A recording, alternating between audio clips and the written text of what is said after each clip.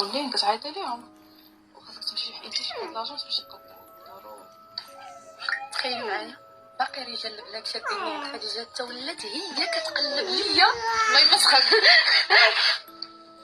ولات هي باغا تقطع ليا في الكار. لا فهمتوا؟ لا لا انا اللي طلبتها، انا اللي قلت لها الا كنتي كتعرفي شي واحد يقطع ليا زعما بلا ما نمشيو حتى لاجونس ونبدا نقلب، حيت صاحبتي اللي كتقطع ليا في التليفون كاينه عندنا تما كفولات بالرحيل.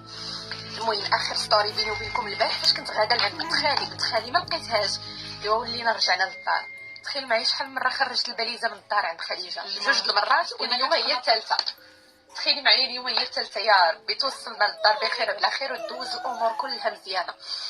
صافي هذا ما كان، يلا غادي نفطروا. وحقا بغيت نسولكم الا بغيتو تقطعوا غير من التليفون من الغزاله ولا من الساتيام بلا زعما ما تمشي حتى لاجونس عندهم، شنو